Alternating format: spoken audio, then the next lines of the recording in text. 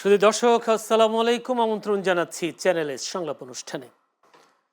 12 ফেব্রুয়ারি নির্বাচনের পর বাংলাদেশের রাজনীতিতে নতুন যুগের সূচনা হয়েছে।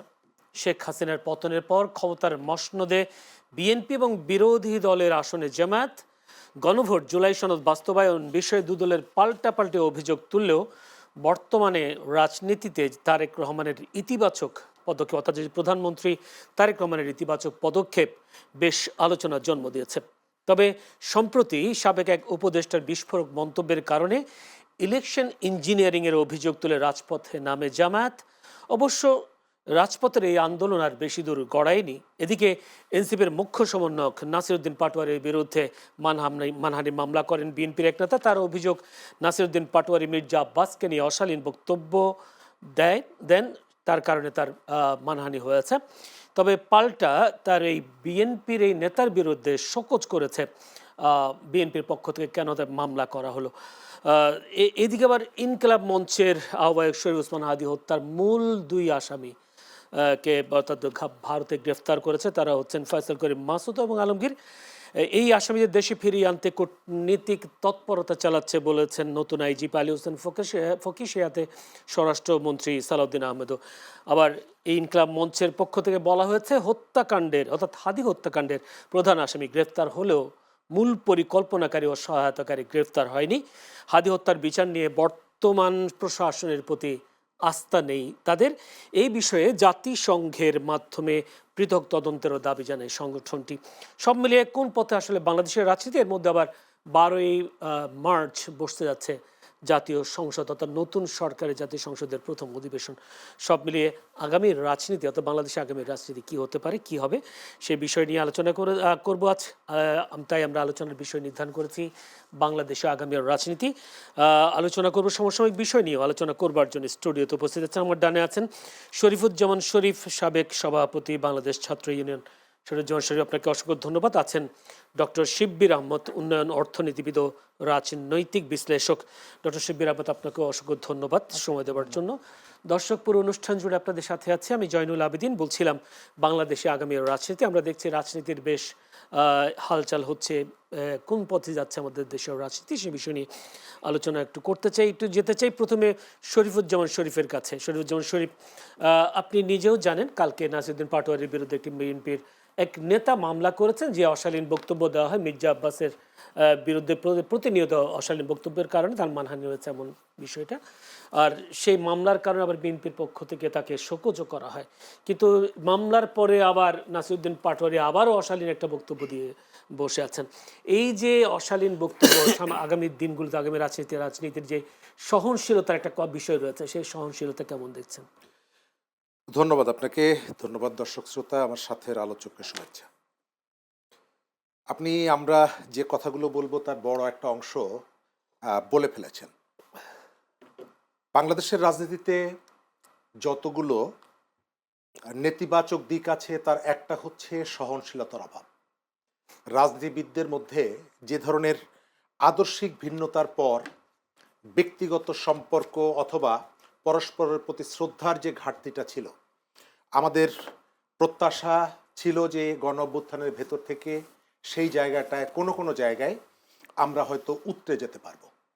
কিন্তু নাসিরউদ্দিন পাটোয়ারি ইস্যুতে আপনি যেটি বললেন, এটা অনেক দিন ধরে দেখা যাচ্ছে। নাসিরউদ্দিন পাটোয়ারির পক্ষ থেকে বিভিন্ন ফোরামে সমালোচনার অধিকার অবশ্যই যে কোনো মানুষের আছে, কিন্তু মনে হয় কখনো কখনো যে নাসিরউদ্দিন পাটোয়ারি এখানে এক ধরনের পরিস্থিতি তৈরি করার জন্য কতগুলো বক্তব্য অথবা কতগুলো অ্যাক্টিভিটি পরিচালনা করে। গত কয়েকদিন আগে জানলাম যে তিনি একটা সংবাদ সম্মেলন করছেন। এটি মির্জা আব্বাস নিজেই একটা অনুষ্ঠানে বলেছেন যে ঠিক তার বাড়ির গেটের সামনে যেখান থেকে গাড়ি বের হবে ঠিক সেই জায়গাটাই তিনি ব্যানারটা নিয়ে সংবাদ সম্মেলন করছেন। এখন দুটো হতে পারে, যে এক, মির্জা আব্বাসের যে অভিযোগটা এটি যদি সত্য ধরে নিয়ে আমি বলি যে তার গেট খোলা যাবে না, বসে থাকবেন যতক্ষণ পর্যন্ত পাটোয়ারি সেখান থেকে না যায়, অথবা তিনি তাকে তুলে দেওয়ার চেষ্টা করবেন। তুলে দেওয়ার চেষ্টা করলে পরিস্থিতি একরকম, আর যদি তুলে না দেন তাহলে একরকম। কোনো জায়গায় আমি দেখতে পাই যে পায়ে পাড়া দিয়ে ঝগড়া করার একটা প্রবণতা আমাদের দু একজন তরুণ নেতার মধ্যে আছে। যদিও এই তরুণ নেতাদের কাছ থেকে আমাদের প্রত্যাশার জায়গা ছিল সব থেকে বেশি। আমাদের পলিটিশিয়ান যারা, তারা যে দুধে ধোয়া তুলসী পাতা তা না, তাদের বিরুদ্ধে বহু ধরনের অভিযোগ আছে, এমনকি তাদের দলের ভেতর থেকে এই অভিযোগগুলো তোলা হয়। কিন্তু একজন রাজনীতিবিদের বিরুদ্ধে আরেকজন রাজনীতিবিদ যখন অভিযোগটা তুলবেন, স্বাভাবিকভাবে আপনার সেই ধরনের তথ্য প্রমাণ যেমনি থাকতে হবে, একই সাথে আপনি রাজনৈতিক সংস্কৃতিটাকে আপনি আঘাত না করে ওই যে তার যে দ্বারা সংগঠিত যে অন্যায়গুলো, সেগুলো প্রতিকারটা কিভাবে করা যায় সেটি করতে হবে। একজনের সম্মান যাচ্ছে আর একজন মামলা করছে, এটি আর আলাদা নতুন একটা দিক। এটি এর আগে ছিল। গত 15 বছরে একটা জননেত্রী পরিষদ নামে একটা ভুইফোড় সংগঠন ছিল, তার প্রধান যিনি, তার কাজ ছিল বিভিন্ন ব্যক্তির বিরুদ্ধে মামলা করা এবং এই মামলাগুলোর ভেতর থেকে এক ধরনের চাঁদাবাজি করা। আমরা সেই সংস্কৃতিটা ফিরে আসুক এটি চাই না। যদি কোনো ব্যক্তির সম্মানহানি ঘটে থাকে, অবশ্যই প্রতিকারের দায়িত্বটা তার। তবে বিএনপি এই জায়গাটায় একটা বুদ্ধিমানের কাজ করেছে, ওই ব্যক্তিকে শোকজ করেছে। আমি একটা ছোট একটা প্রশ্ন করি, যে আসলে এই নাসিরউদ্দিন পাটোয়ারিকে থামানোর উপায় কি? বিএনপি নেতা তিনি রাগ করে বলেছিলেন যে তাকে কি আমরা মারবো তাহলে মামলা না করে, থামানোর উপায়টা কি? প্রথমত, তিনি কিন্তু ব্যক্তি না, তিনি একটা রাজনৈতিক দল বিলং করেন, একটা রাজনৈতিক দলের নেতা। সুতরাং এই যে তার কাছ থেকে যে ধরনের বক্তব্যগুলো আসছে এবং তিনি যে অভিযোগ করছেন, তার কাছে যদি তথ্য প্রমাণ থাকে, সেই অভিযোগগুলোর বিষয়ে তার সুনির্দিষ্টভাবে তুলে ধরা উচিত। সংবাদ সম্মেলন করে, সভা সমাবেশ করে বলা যায়। কিন্তু তিনি যেভাবে উপস্থাপনটা করছেন, এটা মানুষের মধ্যে একটা বড় অংশের ধারণা হচ্ছে যে এক ধরনের পরিস্থিতি তৈরি করা, যে আমি বারবার যেহেতু অভিযোগটা করছি, তুমি বা তোমার লোকজন যদি পারো আমার উপরে আঘাত করো, তাহলে এটি নিয়ে একটা ইস্যু আমি তৈরি করতে পারবো। আমি এই জায়গায় চাঁদাবাজির অভিযোগটা নতুন না, ঢাকা শহরে কেউ না কেউ করে, কোনো না কোনো নেতা তার পেছনে আছে। কিন্তু আপনি সেটিকে, একজন পলিটিশিয়ান এই ইস্যুটাকে যেভাবে ডিল করবে, আপনি সেটি না করে প্রতিনিয়ত একজনের পায়ে পাড়া দিচ্ছেন, যাতে একটা পরিস্থিতি তৈরি হয় এবং তার যে দল, তার দলের পক্ষ থেকেও, বিশেষ করে এনসিপির কথা বলছি, যে তাদের বিরুদ্ধেও তো অনেক অভিযোগ আছে, চাঁদাবাজির অভিযোগ আছে, অনেক নেতার বিরুদ্ধে আছে, তাদের আর্থিক অস্বচ্ছতার অভিযোগ আছে। কিন্তু সেই নেতারাও সম্ভবত নাসিরউদ্দিন পাটোয়ারি এই কাজগুলো করুক, সম্ভবত তারাও এটি এনজয় করছে। জি, ধন্যবাদ। ডক্টর শিবির আহমেদ, আপনাকে যদি বলি, এই নাসিরউদ্দিন পাটোয়ারির এই বক্তব্য, এই আচরণ, আবার নাহিদ ইসলাম এনসিপির আহ্বায়ক, তিনিও বলেছেন যে চাঁদাবাজকে চাঁদাবাজ বললে যদি মামলা করা হয়, তাহলে এটা হচ্ছে পুরনো রাজনীতিতে ফিরে যাচ্ছে। আসলে মামলা করা ছাড়া বিকল্প কোনো পথ আছে কিনা? নাসিরউদ্দিন পাটোয়ারিকে কন্ট্রোল করবার মতো এই দলে কি আর কেউ নাই নাকি? ধন্যবাদ আপনাকে, আমার সমালোচককে ধন্যবাদ। দেখেন, যে কোনো নাগরিক যদি মনে করে তার অধিকার হরণ হয়েছে বা কেউ তার প্রতি অন্যায় করেছে, তিনি মামলা করতেই পারেন, এটা তো তার আইনগত অধিকার। কিন্তু মানহানি মামলা করবার ব্যাপারে আইনগত ব্যাপার হচ্ছে যে যার মানহানি হয় কেবলমাত্র তিনিই মানহানি মামলা করতে পারেন। অতীতে যেটা শরীফ ভাই বলছিলেন যে জননেত্রী পরিষদ বা এটা সেটা নাম দিয়ে নানান জন এরকম মামলা বাণিজ্য করতো বা মামলা দিয়ে আলোচনায় আসতে চাইতো, নেতার সুদৃষ্টি পাওয়ার চেষ্টা করতে চাইতো। তো এই ধরনের তেলবাজ, মামলাবাজ কিছু কর্মীরা বা পাতি নেতারা এ ধরনের নানান কেওয়াস তৈরি করত। তো এই জায়গাটায় স্ট্রিক্ট থাকা দরকার যে মির্জা আব্বাস সাহেব যদি মনে করেন ওনাকে মানহানি করা হয়েছে, তাহলে ডেফিনেটলি উনি আইনের কাছে যেতে পারেন। কিন্তু ওনার পক্ষ থেকে এই যে আরেকজন যা মামলা করবে, এটার ব্যাপারে স্ট্রিক্ট থাকা দরকার। বিএনপি শোকজ করেছে, এটা একটা পজিটিভ সাইন, একটা মেসেজ গেল যে এভাবে। এবং বিএনপি থেকে স্ট্রিক্টলি বলা দরকার যে এরকম কোনো নেতার মানহানির হলে অন্য কেউ মামলা করতে পারবে না, তিনি করবেন। সো মামলা করাটা যদি ভিকটিম নিজে করেন, যিনি মনে করছেন তিনি ভিকটিম, তাহলে ঠিক আছে। এটা হচ্ছে মামলার দিকটা আমি বলি। আর নাম্বার 2 হচ্ছে নাসিরউদ্দিন পাটোয়ারি যে শব্দচয়ন করেছেন, নিঃসন্দেহে এটা নিন্দাজনক, আমি নিন্দা জানাই। এটা ঠিক হয় নাই, এরকম একজন নেতা, জাতীয় নেতা যিনি নির্বাচন করেছেন, এরকম শব্দচয়ন করা ঠিক হয় নাই।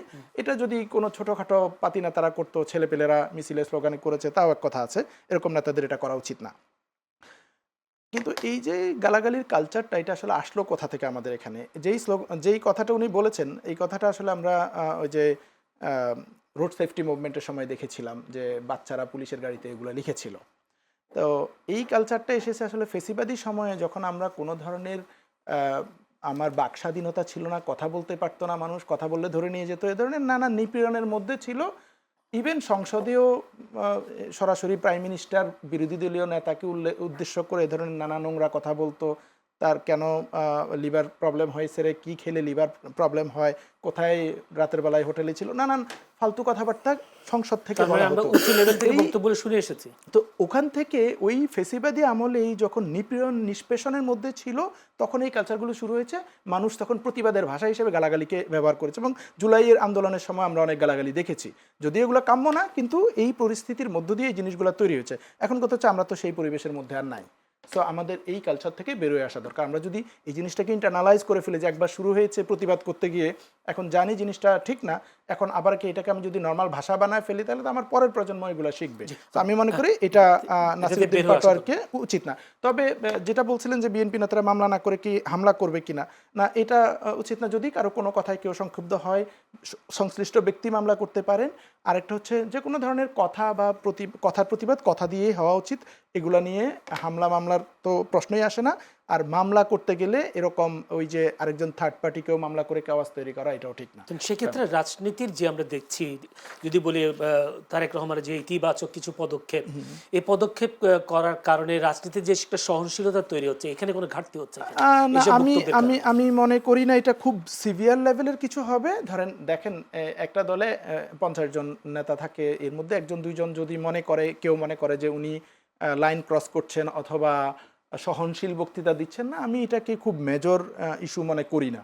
এক দুইজনের বক্তৃতা, এটা যদি কারো মনে হয় যে এটা শোভনীয় হচ্ছে না, ইগনোর করা বেটার, তাহলে একসময় এটা হারিয়ে যাবে। যতটা অ্যাটেনশন দেওয়া হবে ততটা হয়তো এটা থাকবে। বাট আমি মনে করি নেতাদের আরেকটু যত্নশীল হওয়া উচিত, তাদের কথাবার্তার ব্যাপারে সচেতন হওয়া উচিত। কোনোভাবেই গালিগালাজ বা অশোভন ল্যাঙ্গুয়েজ ইউজ করা উচিত না। অ্যাট দ্য সেম টাইম প্রতিক্রিয়ায় যেটা হয়েছে, নাসিরুদ্দিন পাটোয়ারির উপরে ডিম হামলা হয়েছিল, নির্বাচনের দিন হামলা হয়েছিল, সেগুলো নিন্দনীয়, সেটা করা উচিত না। নাসিরুদ্দিন পাটোয়ারির কোনো বক্তব্য যদি অপছন্দ হয় কারো, তাহলে সে আর একটা বক্তব্য দিয়ে সেটা খণ্ডন করতে পারে। ধন্যবাদ। জনাব শরীফুজ্জামান শরীফ, ইনকিলাব মঞ্চের আহ্বায়ক শরীফ ওসমান হাদির দীর্ঘদিন ধরে মামলার কাজ চলছে এবং দুই প্রধান আসামিকে ভারতে গ্রেফতার করা হয়েছে। আজকে নতুন আইজিপি তিনি বলেছেন তাদেরকে ফেরত আনবার জন্য কূটনীতিক অর্থাৎ চেষ্টা চলছে। স্বরাষ্ট্রমন্ত্রী সালাউদ্দিন আহমেদ কি কথা বলছেন?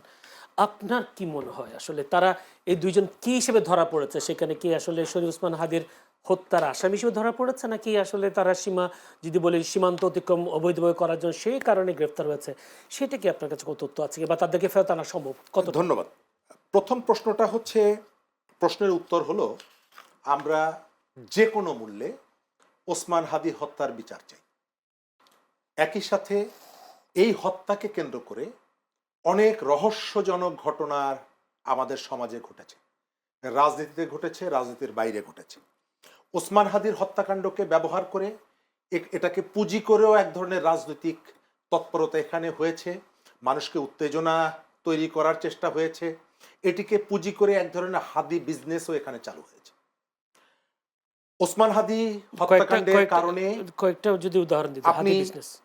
আমাদের হাদি যেদিন মারা যায়, হাদির কণ্ঠে একাধিকবার বিভিন্ন সভা সমাবেশে উচ্চারিত হয়েছে যে আমি কোনো মিডিয়া হাউসে হামলার বিপক্ষে, আমি চাই তোমার যদি ওই মিডিয়া পছন্দ না হয় তাহলে কাউন্টার একটা মিডিয়া তুমি তৈরি করো।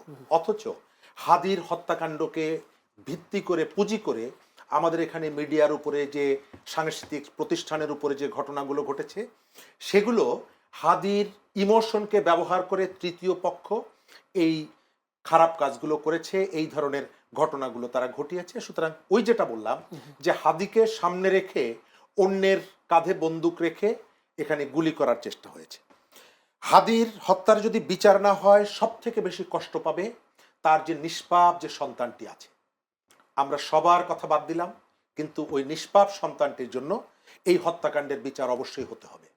প্রশ্ন হচ্ছে, আমরা গত 2 মাস 3 মাস ধরে কি শুনে আসছি?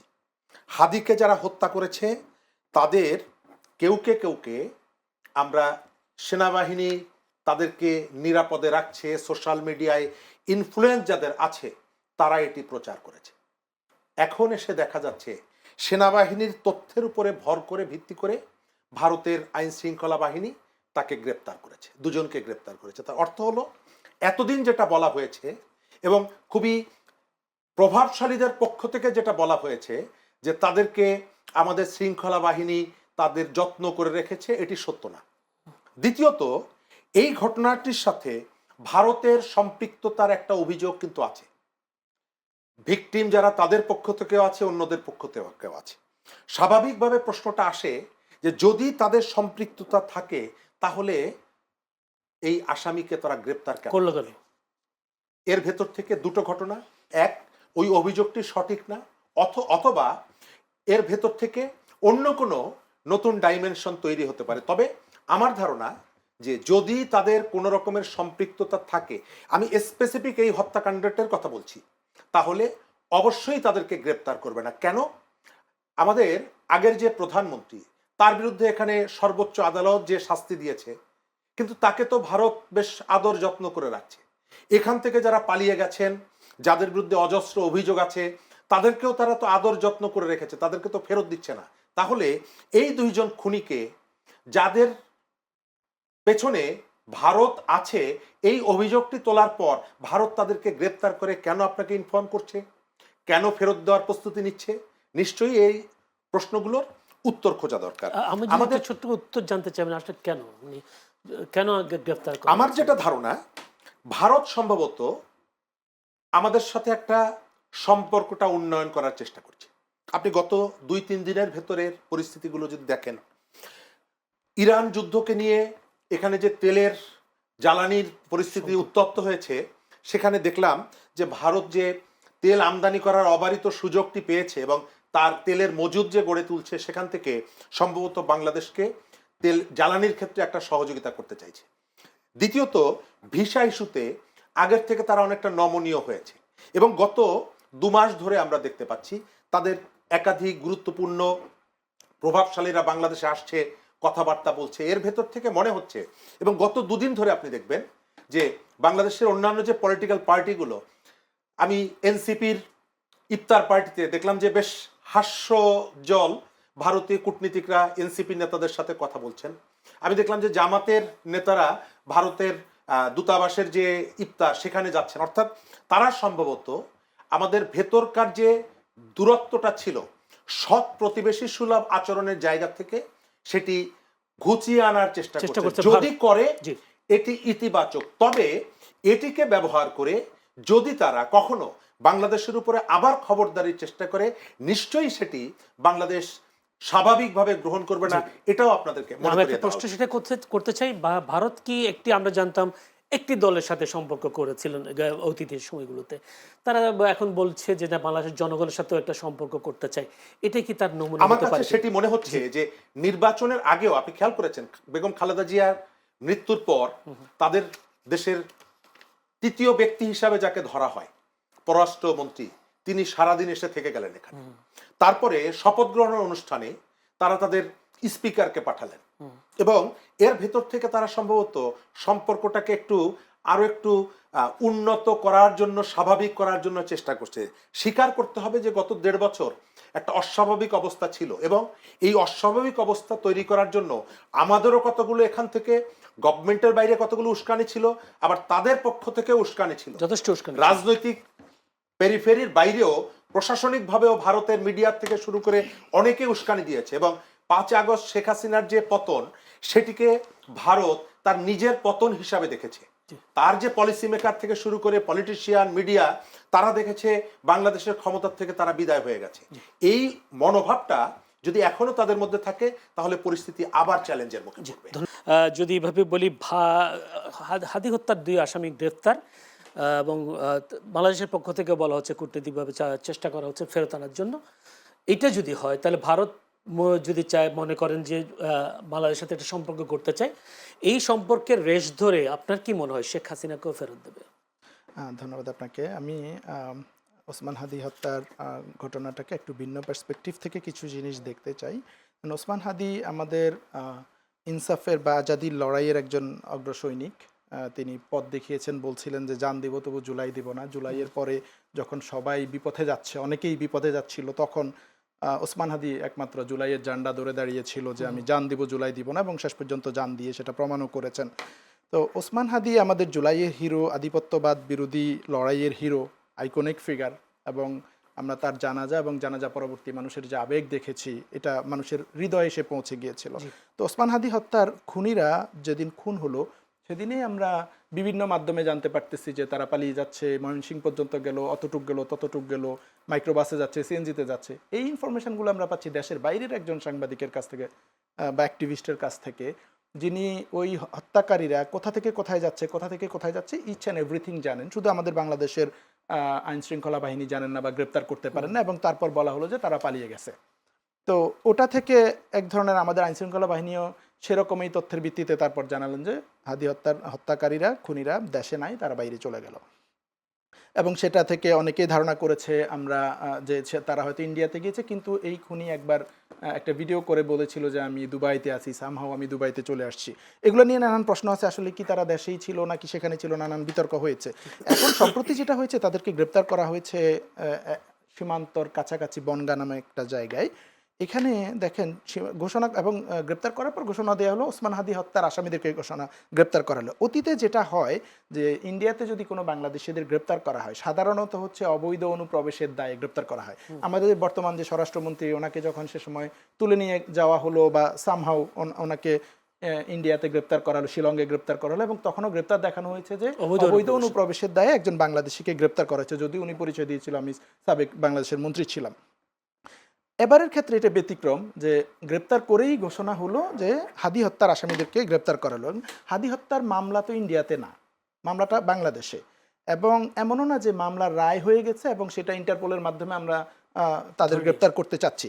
তো তার মানে হচ্ছে এখানে সামহাও কোনো একটা কানেকশন তৈরি হয়েছে, অথবা তারা আগে থেকে জানে এরা হাদি হত্যা মামলার আসামি। আমি ইমিডিয়েটলি ভেবেছিলাম যখন খবরটা শুনেছি যে হয়তো তাদেরকে এদের চলাফেরা দেখে সন্দেহজনক মনে হয়েছে, তারপর এদেরকে গ্রেপ্তার করছে, এবং পরবর্তীতে জানতে পেরেছে যে এরা হাদি হত্যার আসামি, কিন্তু না, দেখা গেল যে তারা হাদি হত্যার আসামি এটা জেনেই তারা গ্রেপ্তার করেছে। এবং ইন্টারেস্টিং বিষয় হচ্ছে যে আইএসপিআর জানিয়েছে যে ডিজিএফআই এর তথ্যের ভিত্তিতেই গ্রেপ্তার করা হয়েছে।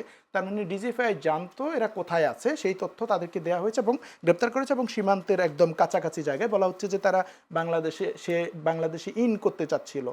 তো এইটা একটু জাস্ট প্রশ্নের জন্ম দেয় আর কি, যে মানে ইন্ডিয়ান পুলিশ তাদেরকে ট্রেস করতে পারলো না, বাংলাদেশি একটা বাহিনী তাদেরকে ট্রেস করলো, এবং তারা যদি বাংলাদেশি নাম্বার ব্যবহার করে তাহলে হয়তো জিপিএস লোকেট করতে পারে বা কি কোনোভাবে, আমি জানি না, হয়তো ওনাদের কাছে টেকনোলজি আছে সেভাবে করেছে, কিন্তু সেটা আবার একদমই সীমান্তের কাছাকাছি।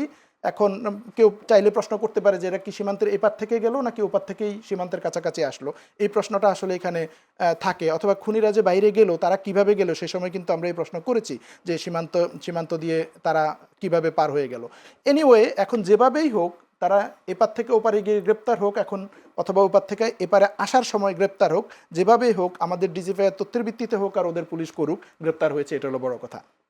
এখন এদেরকে যদি ইন্ডিয়াতে কোনোভাবে বিচার করা হয় সেটা হবে অবৈধ অনুপ্রবেশের বিচার, সেটা দিয়ে আমরা হাদি হত্যার বিচার পাবো না। তো তাদেরকে আমাদের এখানে প্রত্যার্পণের ব্যবস্থা করতে হবে, এবং আমাদের যেহেতু বন্দি বিনিময়ের বা এ ধরনের অপরাধীদের বিনিময়ের কিছু আইনানুগ ব্যাপার আছে, চুক্তি আছে, সে ব্যাপারে আমি মনে করি গভর্নমেন্টের উচিত এটার ব্যাপারে সিরিয়াসলি তদারকি করা, তৎপরতা চালানো, এবং তাদেরকে নিয়ে এসে দেশে বিচার করা, এবং কোনোভাবে যেন এরকম না হয় যে হস্তান্তরের প্রক্রিয়ার মাঝখানে গোলাগুলি হয়ে মারা গেছে, অথবা খুন হয়ে গেছে, অথবা হার্ট অ্যাটাক করে মারা গেছে, এ ধরনের কোনো ক্রসফায়ার বা আইন বহির্ভূত হত্যাকাণ্ডের শিকার যেন তারা না হয়। তারা এখানে আসবে, তাদেরকে তদন্ত করতে হবে, তাদের সাথে, তারা তো শুধু না, তাদের সাথে আর কেউ জড়িত আছে কিনা বা কোনো রাঘববোয়ালরা আছে কিনা, কারা তাদেরকে ফান্ডিং করেছে, কারা ইনস্টিগেট করেছে এই হত্যাকাণ্ডের পেছনে, সেটা তদন্ত করতে হবে। এবং অ্যাট দ্য সেম টাইম ভারতের সাথে যেহেতু আমরা বন্দি বিনিময় নিয়ে চুক্তি করছি, মানে বন্দি বিনিময় করছি, তাদেরকে নিয়ে আসতে চেষ্টা করছি অপরাধীদের, তাহলে কেন আমরা জুলাইয়ের যে আমাদের গণহত্যাকারীরা ওখানে বসে আছে, অনেকের বিরুদ্ধে এখানে রায় হয়েছে, যাবজ্জীবন কারাদণ্ড বা ফাঁসির রায় হয়েছে, সেই সব খুনিদেরকেও তারা কেন হস্তান্তর করবে না? এই দুই খুনির বিরুদ্ধে তো এখনো রায় হয় নাই, তাও তারা দিতে রাজি হচ্ছে, তাহলে আমি মনে করি বাকিদেরকেও তাদের দিতে হবে, ব্যাপারে সরকারের তৎপরতা চালানো উচিত, এবং এই দুইজন আসামিকে দেশে নিয়ে এসে বিচারের মুখোমুখি করা এবং এর পেছনে কারা আছে এটা বের করা উচিত। সেই সাথে যদি ইনকিলাব মঞ্চের যে আজকে জুবাইর যেটা বললেন, এই প্রশাসনের প্রতি আস্থা নেই, জাতিসংঘের মাধ্যমে পৃথক তদন্তের দাবি জানিয়েছে, এটাও কতটা সম্ভব? এটা দেখেন, আমরা বিভিন্ন সময় আমি আসলে এই দাবিটা শুনি যে জাতিসংঘের তত্ত্বাবধানে বিচার করা। আমি কখনো তো এই বিচার হতে, এরকম বিচার হতে দেখিনি। এখন আমি জানি না এটা স্কোপ কত, আমি লিগ্যাল ফিল্ডের লোক না। আমি জানি না যে জাতিসংঘের তত্ত্বাবধানে বাংলাদেশের একটা খুনের বিচার হতে পারে কিনা। এই দাবিটা ইটসেলফ এটা মিন করে, মানে নট নেসেসারি যে জাতিসংঘের তত্ত্বাবধানে হতেই হবে, কিন্তু এটা দিয়ে জাবেরের এই কথা একটা ফ্রাস্ট্রেশন বোঝা যায় যে এতদিন পর্যন্ত আমাদের প্রশাসন উল্লেখযোগ্য কোনো তৎপরতা চালায়নি, তো তাদের একটা স্বীকার। হতাশা আছে। সে জায়গায় প্রশাসনকে তাদেরকে কনভিন্স করা উচিত যে আমরা নিরপেক্ষভাবে তদন্ত করব এবং যথাযথ বিচারটা আমরা করব। জি। এটা শুধু জাবেরের দাবি না, এটা ইনকিলাব মঞ্চের এবং সারা দেশের মানুষেরও দাবি যারা ওসমান হাদিকে ভালোবাসে। জি, ধন্যবাদ। একটু শরীফুজ্জামান শরীফ, আমাদের 5 আগস্টে যে জেনজিরা বাংলাদেশকে যদি বলি বা ফেসিস মুক্ত করেছে বা শেখ হাসিনার পতন ঘটিয়েছে, একই ঘটনা নেপালেও ঘটলো। নেপালের জেনজিরা তারা এখন ক্ষমতায়, বাংলাদেশের জেনজিরা ব্যর্থ কেন? ধন্যবাদ। গত 2 বছরে আমাদের এই দক্ষিণ এশিয়ায় 3টা দেশে তারুণ্যের বিস্ফোরণের কারণে অনেক দিনের পুরনো শাসকরা তারা ক্ষমতাচ্যুত হয়েছে, দেশ ছাড়তে বাধ্য হয়েছে, পালাতে বাধ্য হয়েছে। প্রথমে শ্রীলঙ্কা, তারপরে বাংলাদেশ, তারপরে নেপাল। আপনি শ্রীলঙ্কার পরিস্থিতিটা যদি দেখেন, সেখানে যে দলটি ক্ষমতায় বসেছে তারা খুব ছোট একটা দল ছিল, জেভিপি। তারা আদর্শিকভাবে বামপন্থী রাজনীতি করে এবং অনেক বছর ধরে তারা, এর আগেও তারা অনেক বড় দল ছিল এবং তাদের দেশে গণ অভ্যুত্থান করে 2 বার ক্ষমতায় যাওয়ার চেষ্টা করেছে 70 এবং 80-র দশকে, কিন্তু ব্যর্থ হওয়ার কারণে তাদের প্রায় 50,000 কর্মীকে নানাভাবে হত্যাকাণ্ডের শিকার হতে হয়েছে, ফাঁসিতে যেতে হয়েছে, ইত্যাদি ইত্যাদি। তারা সেই জায়গা থেকে তাদের কতগুলো পরিবর্তন এনেছে কর্মসূচিতে, বক্তব্যে, আচরণে, এবং তারা গণঅভ্যুত্থানে নিজেদেরকে সম্পৃক্ত করেছিল। এর আগের যে পার্লামেন্টটা ছিল, সেই পার্লামেন্টে এই দলটির সদস্য সংখ্যা ছিল 4 জন, এবং এর আগের যে প্রেসিডেন্ট নির্বাচন, সেই নির্বাচনে তারা 2.5% ভোট পেয়েছিলেন। গণ অভ্যুত্থানে তাদের যে ডেডিকেশন এবং তাদের যে বক্তব্য তরুণদেরকে আকৃষ্ট করেছে, মানুষকে আকৃষ্ট করেছে, এবং একটা পর্যায়ে গিয়ে নির্বাচনে তারা ক্ষমতায় এসেছে। বাংলাদেশে একটা গণ অভ্যুত্থান হয়েছে, কিন্তু আপনি যেটা বলছেন যে বাংলাদেশের নেপালের সাথে, নেপালেও তাদের যে স্বপ্নটা ছিল সেটি হলো যে একটা স্বচ্ছ শাসন। নেপালে অনেক বছর ধরে রাজনৈতিক টানাপোড়েন চলছিল এবং নেপাল একসময় সশস্ত্র বিদ্রোহীদের কারণে নেপালের রাজনীতি টালমাটাল হয়ে গিয়েছিল। এখনও আজ থেকে 10, 15, 20 বছর আগে যদি আমরা স্মৃতিতে ফিরে যাই, আমরা খেয়াল করব যে সেখানে মাওবাদী গেরিলারা প্রচণ্ডের নেতৃত্বে তাদের একটা বিরাট গেরিলা বাহিনী ছিল। তারা মাসের মধ্যে একবার পাহাড়ি অঞ্চল থেকে রাজধানীতে আসতেন এবং ওই সময়টায় 2 দিন 3 দিন সরকারের বাহিনী টাহিনী ইত্যাদি ইত্যাদি সব ব্যারাকে থাকতো। তারা পুরো শহরটা কন্ট্রোল করতো, পরিষ্কার পরিচ্ছন্ন করতো, আবার তারা সবাই জঙ্গলে ফিরে যেত। তো তারপরে তারা নির্বাচনের মধ্য দিয়ে ক্ষমতায় ছিল এবং নানা টানাপোড়ানে দুর্নীতিতে জড়িয়ে গেছে, ইত্যাদি ইত্যাদি। সর্বশেষ তারা ক্ষমতাচ্যুত হয়েছে। আমাদের এখানেও যারা 15 বছর নানা রকমের অন্যায় কাজ করেছে তাদেরকে ক্ষমতাচ্যুত করার পরে নেপাল যেভাবে তরুণরা এগিয়ে এসেছে, আমাদের এখানে পারল না কেন? এই যে এই দুটো দেশ তারা পরিবর্তনটাকে একেবারে আন্তরিকভাবে এটা মিন করেছে। তারা মানুষের কাছে বার্তাটা দিয়েছে যে আমরা যে পরিবর্তনটা চাই এটি আমাদের নিজের জীবনের পরিবর্তন থেকে আপনাদের সাধারণ মানুষের জীবনের পরিবর্তনটা আমি বেশি চাই। নেপালে আপনি দেখেছেন এই তরুণরা কোথাও মব সৃষ্টি করেনি, এই তরুণরা কোনো বাড়িতে গিয়ে হামলা করেনি, কোনো জায়গায় দোসর বলে সেখান থেকে 15 লক্ষ টাকা চাঁদাবাজি করেনি, যেটা আমাদের এইখানে আমরা অনেকের মধ্যে, সবার মধ্যে না, অনেকের মধ্যে আমরা দেখেছি। তাকে নিষিদ্ধ করতে হবে, তাকে দেশ থেকে তাড়িয়ে দিতে হবে। অর্থাৎ জনগণ, নেপালের জনগণ দেখেছে যে এই তরুণদের পরিবর্তনের যে স্পৃহাটা, তার মধ্যে কোনো অসততা নেই। তারা তারা বিশ্বাস করতে পেরেছে যে এদের হাতে যদি দেশ যায় তাহলে দেশ নিরাপদ। ইতিবাচক একটা পরিবর্তন। জি, ধন্যবাদ। আমি একটু যদি ডক্টর শিবির আহমেদ আপনাকেও যদি একই প্রশ্ন করি, বাংলাদেশের জেনজিরা ব্যর্থ হলো কেন, গণঅভ্যুত্থানের পর যেখানে নেপালের জেনজিরা সফল হলো?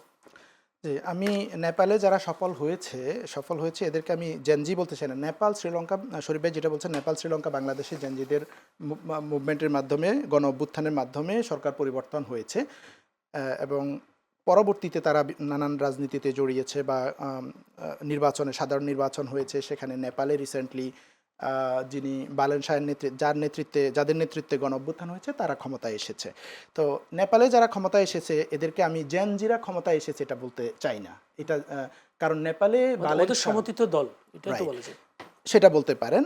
নেপালে যেটা হয়েছে, বালেন শাহ 2022 সালে এই দল গঠন করেছেন আরএসপি, এবং তিনি কাঠমান্ডুর মেয়র ছিলেন। তার মানে তিনি অলরেডি পলিটিক্স করছেন এবং মেয়র হয়েছেন, তার রাজনৈতিক অভিজ্ঞতা আছে, মানুষ তার উপরে ট্রাস্ট করতে পারে যে তিনি মেয়র হিসাবে সিটি চালাচ্ছেন, তিনি দেশ চালাতে পারবেন, এই আস্থাটা তার উপরে তৈরি হয়েছে। এখন মানুষ কাকে ভোট দিয়েছে? নেপালে মানুষ ভোট দিয়েছে গণ অভ্যুত্থানের পক্ষে শক্তিকে, তারা ভোট দিয়েছে পরিবর্তনের পক্ষে, দুর্নীতির বিপক্ষে। কারণ এই বালেন শাহের দলের মূল স্লোগান ছিল পরিবর্তনের পক্ষে এবং দুর্নীতির বিপক্ষে। এবং তারা অতীতের যারা ক্ষমতায় ছিল, এ ধরনের গতানুগতিক রাজনীতি যারা করে, এ ধরনের পুরনো কোনো দলকে দেয় নাই। তার মানে নেপালের মানুষজনকে আমি বলবো জেনজিকে নয়, তারা গণ অভ্যুত্থানের স্পিরিট লালন করে এই দলটাকে ক্ষমতায় নিয়ে এসেছে। তো এখন বাংলাদেশে গণ অভ্যুত্থানের স্পিরিট লালন করে বা দুর্নীতির বিপক্ষে, পরিবর্তনের পক্ষে বা পুরনো গতানুগতিক রাজনৈতিক দল করে না বা রাজনীতির পরিবর্তন চায়, এটা যদি আমি বলি, আমি এটা বলবো যে এই নির্বাচনে সেই গ্রুপটা ছিল হচ্ছে জামাত এবং এনসিপির জোট। কিন্তু এখন তুলনা করতে হবে, তাহলে এরা কেন এখানে পারলো না, কেন তারা নেপালে পেরেছে? এই বাংলাদেশে বিএনপি কি গণঅভ্যুত্থানের বিপক্ষে? না, গণঅভ্যুত্থানের বিপক্ষে আমি বলছি না, কিন্তু এই যে দুর্নীতির বিপক্ষে এবং পরিবর্তনের পক্ষে, সংস্কারের পক্ষে, এই জায়গাটা আপনি যদি চিন্তা করেন, বিএনপির চেয়ে এনসিপি জামাতের জোট এগিয়ে আছে। এবং গণঅভ্যুত্থানের নেতৃত্বের কথাও যদি আপনি বলেন, নেতৃত্বের জায়গাটায় জামাত এবং এনসিপির যেই নেতারা আছেন তারাই আসলে নেতৃত্বে ছিলেন। বিএনপিও গণঅভ্যুত্থানে অংশগ্রহণ করেছেন, কিন্তু নেতৃত্বের জায়গাটায় তাদের অংশগ্রহণ ছিল না। এনসিপি কোনোভাবেই গণ অভ্যুত্থানের দল না, গণ অভ্যুত্থানের নেতৃত্ব দানকারী দল না, কারণ তখন এনসিপি ছিলই না। তাহলে এনসিপিটা হয়েছে আরও 1 বছর পরে, 6 মাস পরে। তো এই জন্য আমি বলি যে এনসিপিকে ওই বালেন শাহের দলের সাথে তুলনা করাটা একটু ভুল তুলনা। যদি তুলনা করতে হয় তাহলে জামাত এনসিপি জোট ভার্সেস বালেন শাহের দল, এই দুই দলের মধ্যে সফলতা ব্যর্থতা, এই তুলনাটা আপনি যদি করেন তাহলে বাংলাদেশে জামাত এনসিপির জোট, যারা গণ অভ্যুত্থানের পক্ষের বা স্পিরিটের দল, যারা পরিবর্তনের পক্ষে, দুর্নীতির বিপক্ষে আন্দোলন ক্যাম্পেইন করেছে, আমি মনে করি তারা একটা বড় সফলতা পেয়েছে। যেমন জামাত ধরেন 10-12% ভোটের দল ছিল, জামাত 40%-এর মতো ভোট পেয়েছে। এবং আপনি দেখবেন কাঠমান্ডুতে বালেন শাহের দল মেজরিটি পেয়েছে এবং তরুণদের ভোট পেয়েছে সবচেয়ে বেশি। আপনি যদি জামাতের দেখেন, জামাত জীবনে কোনোদিন ঢাকায় ভোট পায় নাই, জামাতে কিন্তু শহরের ভোট পেয়েছে, শিক্ষিত জনগোষ্ঠীর ভোট পেয়েছে জামাত এনসিপি। তার মানে এই প্যাটার্নটা কিন্তু নেপাল এবং বাংলাদেশে সিমিলার। প্রশ্ন হচ্ছে কেন ওরা ক্ষমতায় গিয়েছে, এরা ক্ষমতায় যায়নি? ব্যর্থতাটা এই জায়গাটায়। আমি দেখতে চাই যে এরাও ব্যর্থ হয় না, এরাও সফল হয়েছে, 40%-এর মতো ভোট পেয়েছে। ব্যর্থতার জায়গাটা একটা যদি বলি, যেমন নেপাল এবং শ্রীলঙ্কায় যেই দলটা পতিত হয়েছিল তারা কিন্তু পরে নির্বাচনে অংশগ্রহণ করেছে। বাংলাদেশে কিন্তু হাসিনার দল অংশগ্রহণ করতে পারে নাই। কেন পারে নাই? হাসিনার কারণে, হাসিনার ব্রুটালিটির কারণে। নেপালে কিন্তু এই 1400 মানুষ খুন করে নাই, 30,000 মানুষকে পঙ্গু করে নাই। শ্রীলঙ্কায় কিন্তু সেটা হয় নাই। শেখ হাসিনাও যদি আন্দোলনের মুখে ক্ষমতা ছেড়ে দিত, হয়তো তাহলে এরশাদের যেরকম পতন হয়েছে শেখ হাসিনার এরকম বিচার হতো, কিন্তু দল হিসাবে আওয়ামী লীগ নিষিদ্ধ হওয়া বা কার্যক্রম নিষিদ্ধ হওয়া বা নির্বাচন অংশগ্রহণ না করা, এটা হতো না। কিন্তু বাংলাদেশে সেটা হয়েছে, কারণ হাসিনা ব্রুটালি, তার নির্মমভাবে, বর্বরভাবে সে 2000 মানুষকে খুন করেছে বা 1400 মানুষকে খুন করেছে। এই কারণে হাসিনাকেও পালাতে হলো, তার সাঙ্গপাঙ্গ সবাইকে পালাতে হলো, তার দল চালানোর মতো কোনো মানুষ নাই। এবং মানুষের ক্ষোভ এমন পর্যায়ে গিয়েছে যে তার দল নিষিদ্ধ হয়ে গেল। তার দল নিষিদ্ধ হয়ে যাওয়ার কারণে এখানে যে একটা ভ্যাকুয়াম তৈরি হলো, তারা যে সোসাইটিতে ফিরতে পারতেছে না, এখন তারা এসে কি করলো, এই নির্বাচনের আগে বিএনপির সাথে একটুখানি সমঝোতার পথে তাদেরকে যেতে হয়েছে। যে কারণে প্রশ্ন আছে, যে কারণে আমি যদি বলি আওয়ামী লীগ নির্বাচনে অংশগ্রহণ না করার কারণে জামাত এনসিপি জোট একটু বেশি ভোট পেয়েছে। না, জামাত এনসিপি জোট কম ভোট পেয়েছে। এর জন্য কিভাবে কম ভোট পেয়েছে? কারণ বিএনপির সাথে এই আওয়ামী লীগের কিছুটা যোগাযোগ, সমঝোতা, আতাত বা তাদের অফিস খুলে দিবে, তাদেরকে মুক্তি দিবে, এ ধরনের শর্তে তারা ভোট পেয়েছে। কিভাবে পেয়েছে আপনি যদি বলেন যে প্রমাণ কি? প্রমাণ হচ্ছে গোপালগঞ্জের 3টে আসন আওয়ামী লীগের একদম কোর আসন কে পেয়েছে? বিএনপি পেয়েছে। তার মানে হচ্ছে এই যে আওয়ামী লীগ যদি থাকতো তাহলে এই আসনগুলো বিএনপি পেতো না, এগুলো আওয়ামী লীগই পেতো। আরও কিছু আসন এরকম আওয়ামী লীগ পেতো, যেমন নেপালের কেপিওলির দল কিন্তু অল্প কিছু আসন হলেও পেয়েছে। এখানে হাসিনাও কিছু আসন পেতো, আওয়ামী লীগ কিছু আসন পেতো। প্রত্যেক আসনে তারা 10-20 হাজার করে ভোট পেতো, বা মাইনরিটিদের যে ভোটগুলো একদমই আওয়ামী লীগের কোর ভোট, সেগুলো হাসিনার দল পেতো। তাহলে হয়তো বিএনপি ক্ষমতায় না এসে জামাত এনসিপি আসতে পারতো, অথবা হয়তো আরো ব্যালেন্স হতো আমাদের এখানে। তো আমি মনে করি আমাদের এখানে যে গণ অভ্যুত্থানের পক্ষের শক্তি ক্ষমতা আসতে পারলো না, এটার কারণ হচ্ছে হাসিনার ব্রুটালিটি। এ লেভেলের ব্রুটালিটি না করলে হাসিনাকেও পালাতে হতো না, হাসিনা হয়তো বিচার হতো কিন্তু তার দল নির্বাচন করতে পারতো, তার দলকেও সে বিপদে ফেলে গেছে, দেশকেও বিপদে ফেলে গেছে। একটা প্রশ্ন হয়তো করার সময় পাবো কিনা জানি না, জামায়াতের এক আইনজীবী অর্থাৎ সমর্থক আইনজীবী তিনি বলেছেন যে ইলেকশন ইঞ্জিনিয়ারিং করার কারণে জামাত 203টি আসন পেত, এখন তাকে 68টি দেওয়া হয়েছে। আবার জামায়াতের এক এমপি আমির হামজা তিনি বলেছেন 168টি আসনে জিতেছে জামায়াত, মেকানিজম করে কেবল 68টি আসন দেওয়া হয়েছে। এই কোনো যুক্তি আপনি দেখেন কিনা? আমি এইটা যারা বলেছেন, দাবি করেছেন তারা ভালো বলতে পারবেন। আমি এটা এ ধরনের কোনো ইনফরমেশন আমার কাছে নাই। তবে অভিযোগগুলো আমি দেখেছি, যেমন নির্বাচনের দিন রাতের বেলায় ভোট গণনায় যখন কিছু ডিসক্রিপেন্সি দেখা যাচ্ছে তখন থেকে কিছু অভিযোগ এসেছে, এবং পরবর্তীতে আমি দেখি জামাত এবং এনসিপি মিলে তারা 30টা বা 50টা আসনের ব্যাপারে নির্বাচন কমিশনে অভিযোগ জানিয়েছে রিকাউন্ট করার জন্য।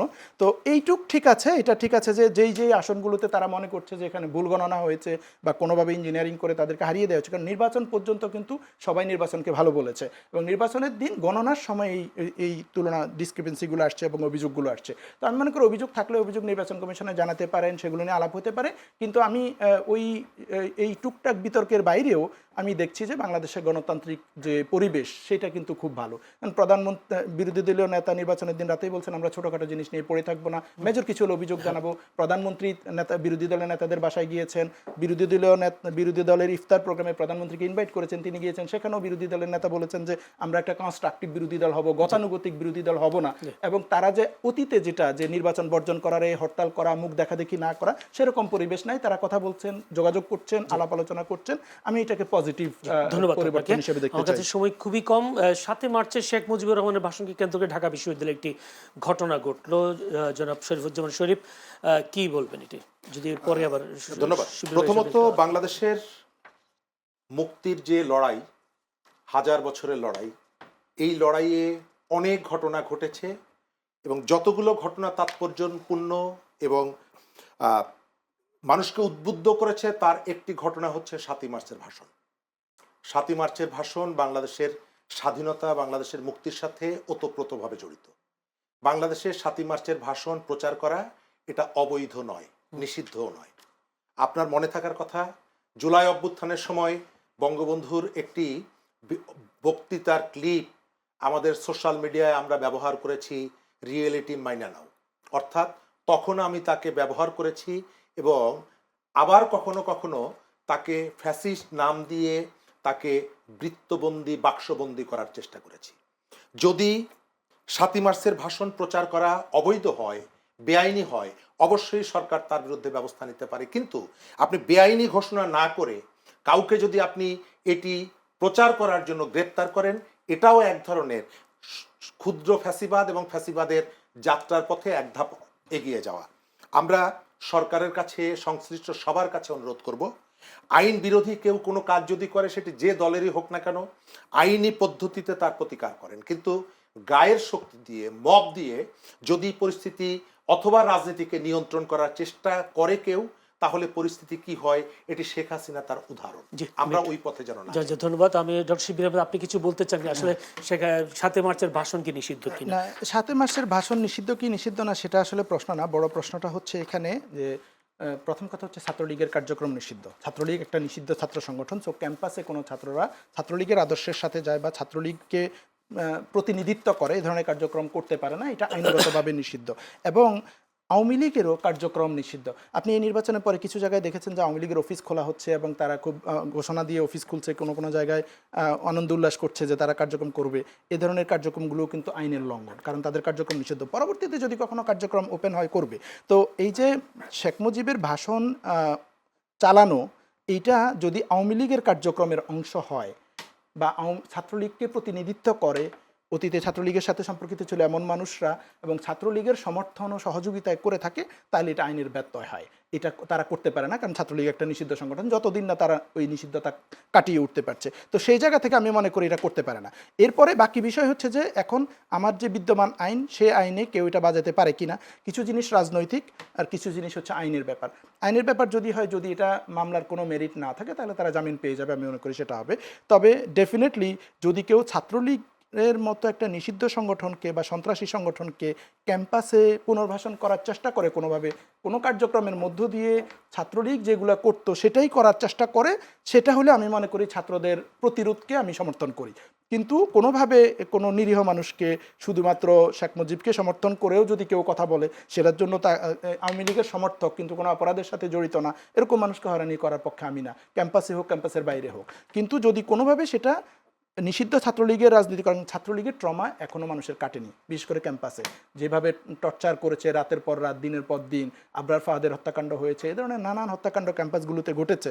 ঢাকা বিশ্ববিদ্যালয় আবু বকর সিদ্দিকের হত্যার ঘটনা ঘটেছে। তো ছাত্রলীগ এখন ছাত্রদের কাছে একটা ট্রমাটিক ব্যাপার। সো এটাকে কেউ যদি রিমাইন্ড করে ছাত্রদেরকে আবার মানসিকভাবে কষ্ট দিতে চায়, যে ছাত্রলীগের স্মৃতিকে আমি রিমাইন্ড করে দিচ্ছি যে 7 মার্চে ছাত্রলীগ যেভাবে শেখ মুজিবের ভাষণ বাজাতো আমিও বাজাচ্ছি, তাহলে এইটার জন্য তার শাস্তি হওয়া উচিত, যে ছাত্রদেরকে সেই ট্রমাটিক এক্সপিরিয়েন্সটাকে আবার রিভাইভ করার কারণে। কারণ 7 মার্চে এই মুজিবের ভাষণ বাজাইতে হবে এরকম কোনো নিয়মও কোথাও নাই। কেন মুজিবের ভাষণ সে বাজাবে ক্যাম্পাসের মধ্যে, যেখানে এই ভাষণটা বাজিয়েই ক্যাম্পাসে হত্যাকাণ্ড হয়েছে, ক্যাম্পাসে খুন হয়েছে, ভাষণ বাজিয়ে, এটা আপনি ভুল তথ্য দিচ্ছেন। এই ভাষণ বাজিয়ে এই এক্সপেরিয়েন্সটা ছবিটাকে সামনে রেখে হয়েছে। হ্যাঁ, ছবিটাকে সামনে রেখে বা ভাষণ ইয়ে করে মুজিবকে শেখ মুজিবকে ব্যবহার করেই হয়েছে। শেখ মুজিবকে ব্যবহার আপনারাও করেছেন। শেখ মুজিবকে ব্যবহার করেই ক্যাম্পাসে এই নিপীড়নগুলো চালানো হয়েছে, যেটা দগদগে ক্ষত এখনো ছাত্রছাত্রীদের মনের মধ্যে আছে। গণরম গেস্টরুমের নির্যাতন নিপীড়ন ছাত্ররা এখনো ভুলে নাই। তো যারা এখন সেই নিপীড়নের স্মৃতিটা আবার তুলে নিয়ে আসছে ছাত্রদের সামনে, তাদেরকে মানসিকভাবে পীড়ন দেওয়ার জন্য, আমি তো মনে করি এটা তারা অপরাধ করতেছে। মানসিক ভাবে কষ্ট দেওয়ার জন্য, হয়রানি করার জন্য ছাত্রদেরকে এটা করা উচিত না, কারণ এটা তাদের কার্যক্রমের পার্ট না। জি, ধন্যবাদ। আমাকে 1 মিনিটে শেষ করতে হবে। আমি শেষ করব যে অনলি 1 মিনিট। হ্যাঁ, 1 মিনিটের মধ্যে শেখ মুজিব তার ভাষণ এখানে নিষিদ্ধ না। সুতরাং যখন নিষিদ্ধ না, শেখ মুজিব কেবল আওয়ামী লীগেরও না, আওয়ামী লীগ তাকে ব্যবহার করেছে, আওয়ামী লীগ তাকে পুঁজি করেছে, নিষ্ঠুরতা চালিয়েছে শেখ মুজিবকে সামনে রেখে। তার মানে এই না যে এইটার জন্য শেখ মুজিব নিজে দায়ী। শেখ মুজিবকে কেউ যদি শ্রদ্ধা করতে চায়, কেউ যদি ধর্মকে ব্যবহার করে, ধর্মকে পুঁজি করে কোন রকমের কোনো অধার্মিক কাজ করে, তার জন্য ধর্ম দায়ী না। আমাদের এখানে ধর্মকে ব্যবহার করে বহু রকমের নিষ্ঠুরতা হয়েছে, তার জন্য ধর্মকে আমি দায়ী করব না। আমার কথা হচ্ছে, আপনি 7ই মার্চের ভাষণ প্রচার এটি যদি কেউ করে বা এটিকে যদি কেউ রেসপেক্ট করে, তাকে আপনি আওয়ামী লীগ বলতে পারেন না। এটা হচ্ছে আওয়ামী লীগই এই কাজটি করতো, আপনি সেই কাজটি করছেন। আর ভোটের সময় আওয়ামী লীগকে আপনি ব্যবহার করার চেষ্টা করেছেন বাংলাদেশের বিভিন্ন জায়গায়। এই যে গোপালগঞ্জের কথা বললেন, গোপালগঞ্জ 2-এ যে জামাতের যিনি প্রার্থী ছিলেন, তার তো অডিও আছে, ভিডিও আছে সোশ্যাল মিডিয়ায়, যে আপাকে এবার ভোট দিতে পারছেন না, ভোটটা আমাকে দেন। কুমিল্লার 14 গ্রামে আব্দুল্লাহ মোহাম্মদ তাহেরের ভিডিও অডিও আছে যে এবার মুজিব ভাইকে ভোট দিতে পারছেন না আওয়ামী লীগের, ভোটটা আমাকে দেন। অর্থাৎ আওয়ামী লীগের যখন ভোট প্রয়োজন হয় তখন আওয়ামী লীগ ভালো, আর আওয়ামী লীগের যখন ভোট প্রয়োজন হয় না তখন আওয়ামী লীগ ফ্যাসিস্ট। এই যে দ্বিচারিতা, এই দ্বিচারিতা বন্ধ হওয়া দরকার। ধন্যবাদ, অসংখ্য ধন্যবাদ দুজনকে। শরীফুজ্জামান শরীফ, সাবেক সভাপতি বাংলাদেশ ছাত্র ইউনিয়ন, ডক্টর শিব্বির আহমদ, উন্নয়ন অর্থনীতিবিদ ও রাজনৈতিক বিশ্লেষক। আমার অনেকগুলো প্রশ্ন ছিল, যদিও সময়ের কারণে আলোচনা করতে পারিনি। দর্শক, এই প্রাণবন্ত আলোচনা আপনারা শুনেছেন, দেখেছেন, উপভোগ করেছেন। আশা করি আপনারাও ধৈর্য ধরে থাকবার জন্য আপনাদের প্রাণঢালা অভিনন্দন, শুভেচ্ছা জানাচ্ছি এবং সেই সাথে আগামীকাল একই সময় চ্যানেলের সংলাপ অনুষ্ঠান দেখার আমন্ত্রণ জানিয়ে আজকের মতো বিদায় নিচ্ছি। ভালো থাকবেন সবাই।